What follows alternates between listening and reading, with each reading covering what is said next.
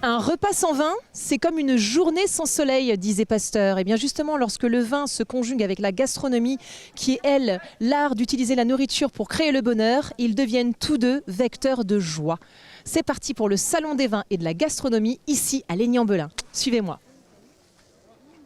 Comme je viens de vous le dire, on vient d'arriver à Légney-en-Belin. Je suis avec Didier Javel. Salut Didier, ça va? Bonjour Amanda, ça va bien, merci. Bon, bah, apparemment, ça pulse ici, hein. Il y a du monde de partout. Oui, du monde de partout, comme l'année dernière, une belle affluence. Malgré la météo un peu défavorable vendredi, on était un peu stressé et puis finalement tout est rentré dans l'ordre. Il y a du monde. C'est le moins qu'on puisse dire, on ne peut même pas circuler dans les allées, c'est pour vous dire. Alors Didier, combien y a-t-il d'exposants cette année? Alors on a 104 exposants, on en a 67 en vin et 37 en gastronomie. Ah bah bravo, 67 en vin, je te reconnais bien là. Il y a toutes les régions? Quasiment, hormis le Jura et la Savoie.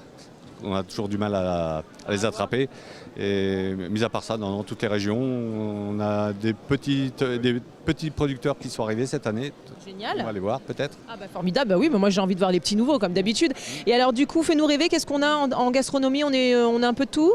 Oui, on a de tout, donc ça va de l'escargot, du foie gras, du miel, du cassoulet. Oui, du cassoulet, tomates séchées, du caramel, cette année, une nouveauté. Mais qui ne colle pas aux dents. Qui colle pas aux dents. Super pour les appareils. Bah c'est ça, c'est comme ça tout le monde peut en manger, hein, parce que même les gourmands et qui ont des problèmes effectivement de dentier ou enfin Oui, que sais-je, bah, on va peut-être aller voir ça de plus près aussi, tiens, ça m'intéresse. Okay. Un caramel qui colle pas aux dents, j'ai jamais entendu ça moi. Ah oui, ben ça à découvrir. Bon bah c'est génial. Bon et alors on a combien de bénévoles quand même? Parce que les bénévoles sans eux tout ça ne pourrait pas avoir lieu, ils sont là, on les voit avec leurs petits diables. Oui, alors cette année on est 85 bénévoles à avoir travaillé depuis lundi sur le terrain jusqu'à demain soir pour le démontage. Et donc j'avais une petite mention spéciale aux bénévoles qui sont sur le terrain, sur les parkings. Oui, les pauvres avec la pluie. Parce qu'on a une météo un peu exécrable sur les 2 derniers jours, enfin vendredi et samedi, donc chapeau à eux. Oui, on les félicite, ça c'est clair. Surtout Michel. Michel, je te fais une petite dédicace, c'est lui qui nous a accueillis, donc je lui dis merci à Michel. Bon, bah, et puis il y a plein de petits jeunes hein, qui poussent, c'est bien ça. Oui, les petits porteurs là qui sont à disposition des visiteurs hein, pour emmener jusqu'à leur voiture les colis. Parce que c'est pas... Les victuailles, c'est lourd. Oui, c'est lourd, très lourd. Tout le vin. Oui, quand les bouteilles sont pleines. Bon, bah c'est super. Écoute, on va aller voir ça de plus près. Je te suis? Ok, allez, c'est parti. Bon Didier, on a parlé de nouveautés, il y a toujours de la nouveauté chez toi? Oui, alors en vin cette année j'ai 3 nouveaux, enfin vin et cidre, donc 2 vins et un cidre, dont un Jurançon, donc le domaine de Montaut qui est ici. Bon, bah, formidable, à consommer avec modération, je rappelle pas d'abus d'alcool, c'est nuit à la santé. Bonjour, comment on s'appelle? Bonjour, donc je m'appelle Nicolas Montaut, voilà, du domaine Montaut. Donc je suis un petit producteur de vin de Jurançon, on a une petite exploitation de 7 hectares exactement. Donc on est à côté de Pau, à Monet, un petit village. Et donc voilà, on a une petite exploitation où on est en transition, là on est sur des vins bio maintenant. Voilà. Vous faites tout vous-même? C'est familial?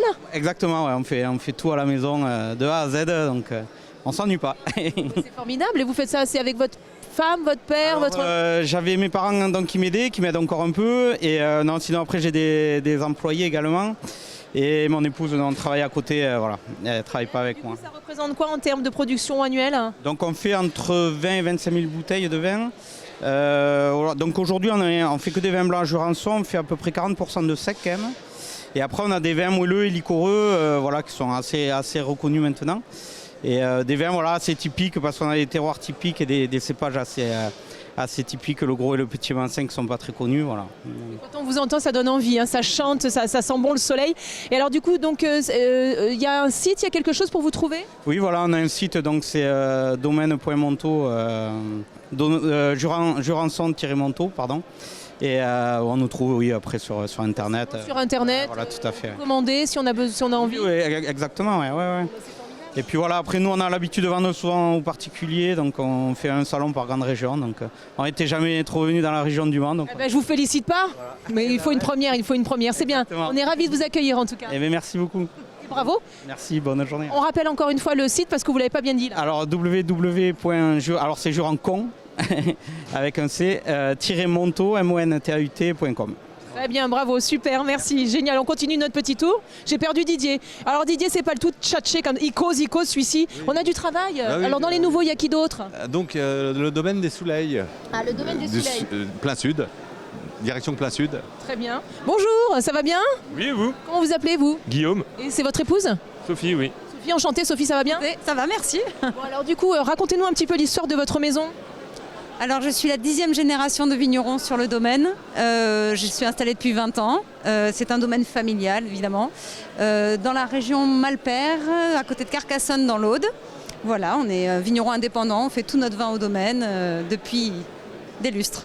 On est sur toutes les gammes de vins, c'est-à-dire du blanc, du rouge, du rosé? Voilà, des vins tranquilles, blanc, rosé, rouge, tout en vin sec, sans sucre. Ça se consomme avec? Avec tout. Oui, vu qu'on a toute la gamme. C'est fantastique. C'est ça, exactement. Et ça représente quoi en termes de production à l'année? Comment Alors, on a 32 hectares de vignes. Ah, quand même? Voilà, oui, on ne s'ennuie pas.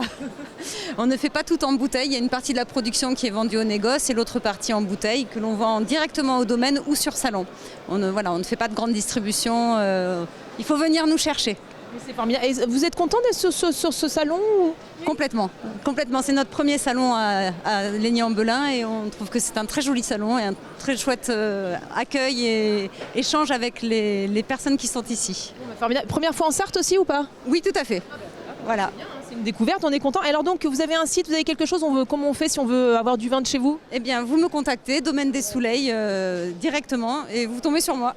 Il n'y a que moi.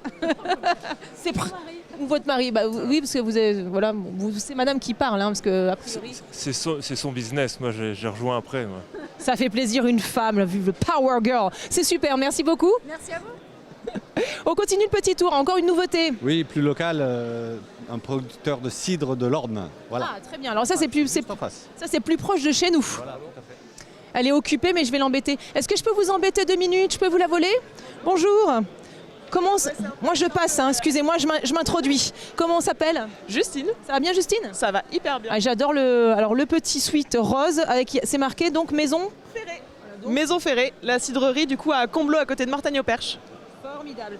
Alors ça fait combien de temps que vous faites ça? Alors depuis 2009 on est installé et depuis 4 ans on est en agriculture biologique. Alors, excusez-moi madame, très bien, formidable. Et donc vous avez du cidre, c'est doux, c'est comment? Alors on a du cidre extra brut, du demi-sec. Donc en fait on va avoir des choses très sèches, des choses plus sucrées. Et ça dépend juste en fait du travail de fermentation qu'on a fait sur nos cidres.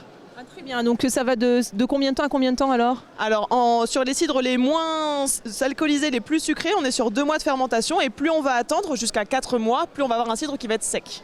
Et un extra brut du coup pour le plus sec. Très bien. Et donc du coup ça se consomme de la même manière, avec les mêmes mets ou pas nécessairement? Et ben en général sur les cidres plus secs on va prendre des plats de viande ou des plats en sauce. Sur les cidres plus sucrés évidemment les crêpes, mais aussi des plats en sucré salé, des cuisines asiatiques par exemple, ça marche assez bien. Ah tiens, vous m'apprenez quelque chose. J'imaginais pas boire du cidre en mangeant de l'asiatique. Pour le coup, moi, à part les crêpes, comme quoi. Non, le cidre va avec tout. C'est vraiment le cidre c'est toute l'année et en terrasse. Et en terrasse, elle est mignonne. C'est bientôt le printemps, c'est pour ça. Bon, c'est formidable. Alors donc vous avez un site, quelque chose? Oui, alors on est sur Instagram, la Maison Ferrée, lamaisonferrée.fr aussi, et on fait une petite fête des portes ouvertes. Le 23-24 octobre, le week-end juste avant la Toussaint, à la Maison Ferrée, pendant qu'on distille, pendant qu'on presse. Et en plus, on peut vous voir travailler, comprendre exactement comment ça se passe. Exactement, on fait une visite, on explique comment on travaille dans une cidrerie, et puis on a un bar à cidre en plein milieu de notre ferme percheronne, c'est absolument magnifique. Tout ça, ça donne très très envie, mais je rappelle, on consomme l'alcool avec modération, parce que l'abus d'alcool nuit à la santé, n'est-ce pas? Tout à fait, et c'est pour ça qu'on peut aussi vous proposer du jus de pomme. Ah alors voilà, c'est super, il y en a pour tout le monde, c'est en famille donc. En famille, tout à fait. Super, merci. Merci à vous, bonne journée. Bon Didier, on fait un petit tour du côté de la Bretagne maintenant? Oui, on va à la pêche, compagnie bretonne, qui est là depuis quelques années, mais avec des nouveaux présentateurs. Présentateur. Pourquoi pas? Et pourquoi tout de suite à la pêche, la Bretagne, il n'y a pas que le poisson? Bonjour, comment on s'appelle? Moi je m'appelle Julian. Et vous?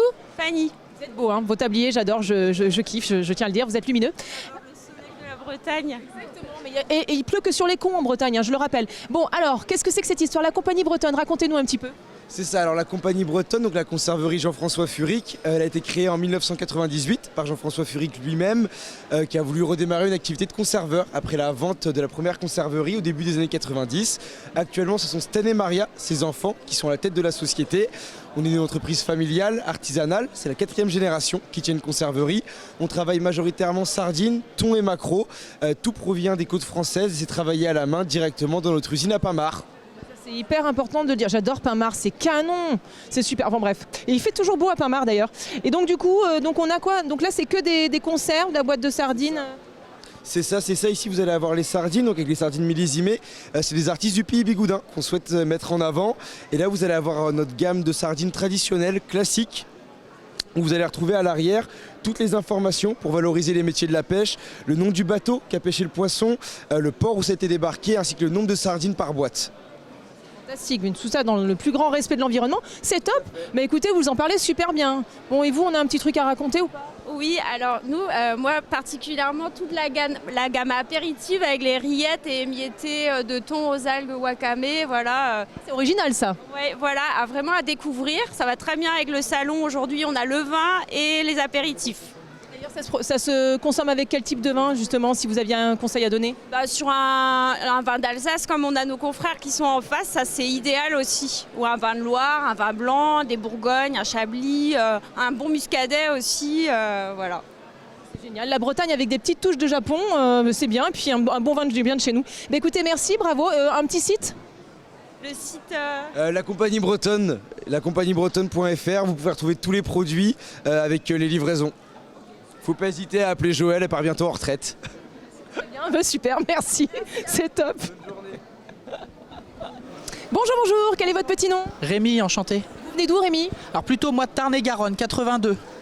Alors j'adore vos lunettes, je tiens à vous le dire, ça vous va super bien. Merci beaucoup, c'est trop sympa. Merci. Qu'est-ce que vous nous proposez, vous? Du fromage, en l'occurrence bio? Alors, que du fromage bio, effectivement. Je travaille avec 2 laiteries, Pont de Millau, la Cavalerie et la laiterie du Roux en Corrèze. Et du coup, on a toute une gamme hyper sympa, du brebis à la vache. Voilà, avec plaisir. Donc toute une gamme très sympa, mais encore, soyez un peu plus explicite. Fromage plutôt affiné, on va dire, et après fromage assez rare. Des choses qui sortent pas trop de la région en fait. On a du mal à les trouver ces références. C'est un petit peu c'est notre idée à nous dans notre travail, c'est d'essayer d'avoir des références qu'on ne trouve pas ailleurs. Voilà. Donc c'est des fromages qui sont quand même assez forts, qui ont vraiment du goût, qui sont... Alors, fort, en bio, vous n'allez pas une tonne de lait, donc on ne garde pas les fromages une éternité. Donc fort, ce serait un grand mot, mais avec du caractère, assez doux, fruité. La tome de Rillac, en l'occurrence, par exemple, elle est sur un plateau où vous retrouvez beaucoup de vaches, avec des noisetiers, et les vaches mangent les noisettes. Donc voilà, c'est toute une gamme comme ça. Vous dites que vous les gardez pas trop longtemps en bio, c'est-à-dire en termes de... Maximum, ce genre de fromage, c'est 25 semaines. Vous voyez, des fois, sur des pâtes près de ses cuites, on a des fromages qu'on peut garder décomptés 18, 25 mois, 30 mois, enfin voilà, ce genre de choses. En bio, ça fonctionne pas trop comme ça. Et nous, à la maison, on peut les conserver combien de temps? Vous, à la maison, vous pouvez les garder entre... Allez, un bon mois dans le papier, et notre petite astuce pour pallier à ça, parce qu'on ne peut pas les congeler, on peut les mettre sous vide. Et là, on double le temps de conservation. On a quand même la saveur jusqu'au bout. Hein. Comme le vin, vous l'ouvrez une journée avant et il est formidable. Fantastique. Plaisir. Merci. Bon, nous, on va se retrouver tout de suite après, parce que quand il n'y en a plus, il y en a encore. N'est-ce pas, Didier? Ok, on va filer, ça marche.